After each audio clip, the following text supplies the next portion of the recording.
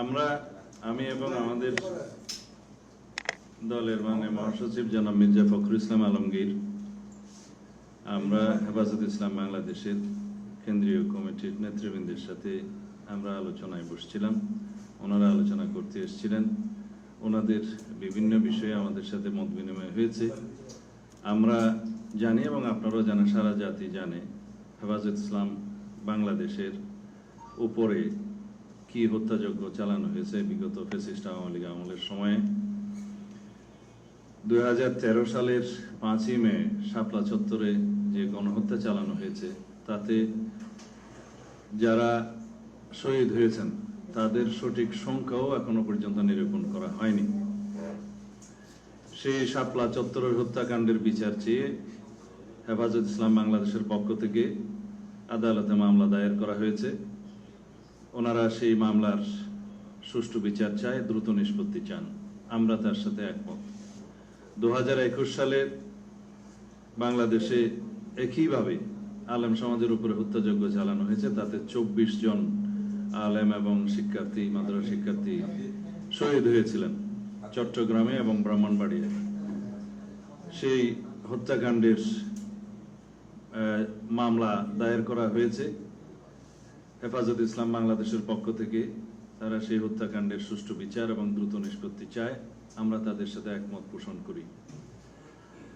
বাংলাদেশের আলেম ওলামাদের বিরুদ্ধে বিগত ফ্যাসিস্ট আমলে অসংখ্য মিথ্যা মামলা দায়ের করা হয়েছে, জেলে ভরা হয়েছে এবং সীমাহীন নির্যাতন করা হয়েছে। আমার আশেপাশে যারা বসে আছেন তারা সবাই অনেক বছর যাবৎ কারা নির্যাতিত।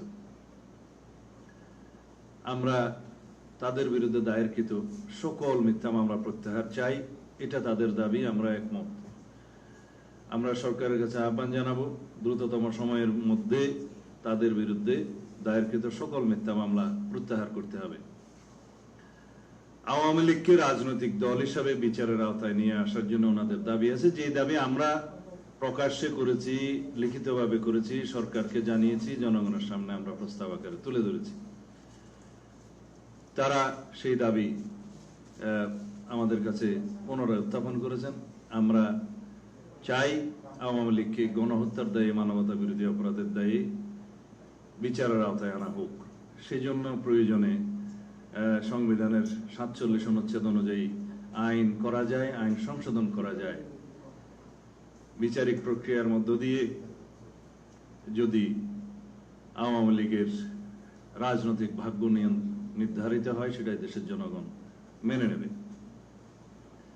আর আন্তর্জাতিক অপরাধ ট্রাইব্যুনালের যাদের বিরুদ্ধে গণহত্যা এবং মানবতা বিরোধী অপরাধের জন্য মামলা দায়ের করা হয়েছে, ফ্যাসিস্ট শেখ হাসিনা সহ তার মন্ত্রী, এমপি এবং তার দোসরদের বিরুদ্ধে, সেই মামলাগুলোর কোনো দৃশ্যমান অগ্রগতি এখনো পর্যন্ত আমাদের সামনে নেই।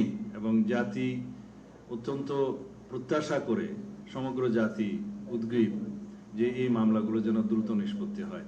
সেই জন্য আমরা প্রস্তাব করছি আন্তর্জাতিক অপরাধ ট্রাইব্যুনালের সংখ্যা বৃদ্ধি করা হোক, আন্তর্জাতিক অপরাধ ট্রাইব্যুনালের জনবল এবং লজিস্টিক সাপোর্ট বৃদ্ধি করা হোক, প্রসিকিউশন টিম, তদন্ত টিম এবং অন্যান্য সাপোর্ট বৃদ্ধি করা হোক। প্রয়োজনে বিভাগীয় পর্যায়ে ট্রাইব্যুনাল স্থাপন করা যায় কিনা সেটা পরীক্ষা করে দেখা যেতে পারে। এই প্রস্তাব আমরা রাখছি, ওনারা একমত। আর সবচাইতে গুরুত্বপূর্ণ, আমরা যেমন সংস্কার চাই, আমরা বিচার চাই, কিন্তু গণতান্ত্রিক প্রক্রিয়ায় উত্তরণের বিষয়টি আমরা সর্বাগ্রে বিবেচনা করতে চাই। ডিসেম্বরের মধ্যে জাতীয় সংসদ নির্বাচনের জন্য মাননীয় প্রধান উপদেষ্টা আমাদেরকে আশ্বস্ত করেছিলেন, জাতির সামনে অনেকবার বলেছেন। কিন্তু প্রায় সময় দেখা যাচ্ছে কিছুদিন পর পর ডিসেম্বর থেকে জুনে, জুনের থেকে ডিসেম্বরে এরকম একটা শিফটিং দেখা যাচ্ছে এবং বিভিন্ন মহল থেকে নির্বাচন বিলম্বিত করারও বিভিন্ন রকমের পায়তারা আমরা লক্ষ্য করছি। আমাদের জোরালো দাবি, মাননীয় প্রধান উপদেষ্টা অতি অবশ্যই খুব দ্রুত নির্বাচনের রোডম্যাপ দিবেন, যাতে ডিসেম্বরের মধ্যে জাতীয় সংসদ নির্বাচন অনুষ্ঠান করা যায়।